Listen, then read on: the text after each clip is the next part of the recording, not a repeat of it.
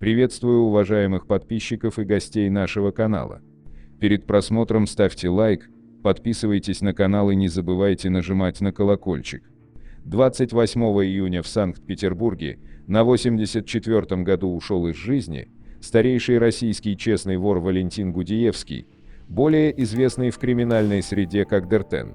Своей необычной кличкой Валентин обязан сравнению в раннем детстве с Шарлем Д'Артаньяном, героем трех мушкетеров Дюма, за умение искусно фехтовать на палках. Коренной ленинградец, переживший блокаду, Гудиевский был судим 7 раз за карманные кражи. В его длинном послужном списке только указ и статья 144, и лишь однажды, в 1959 году, вкупе с указом значится хулиганство и сопротивление при задержании.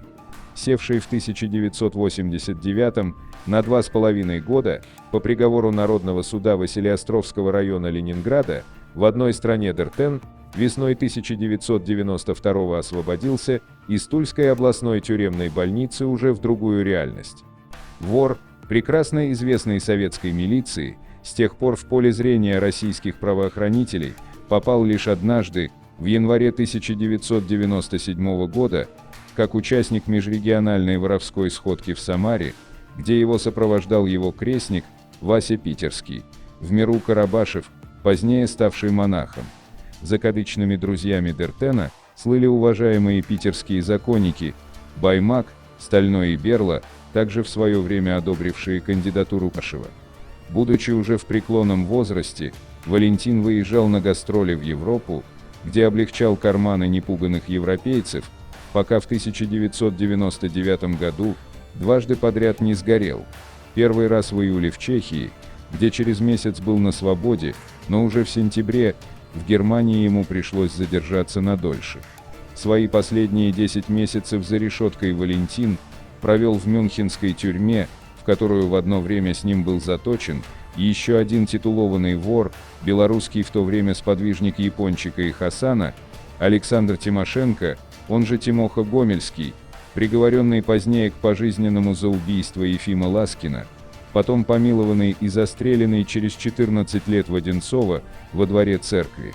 В профессиональном плане Валентин отошел от дел по здоровью, когда ему было уже за 70, оставшись при этом в семье, на почетных правах старейшины и хранителя традиций.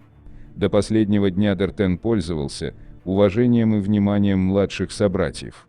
Знавшие вора лично характеризовали его как разумного, честного, достойного, скромного и отзывчивого человека.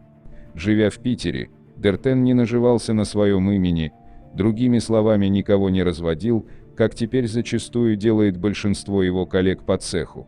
Последние годы жизни воровского капитана мушкетеров были омрачены тяжелой болезнью.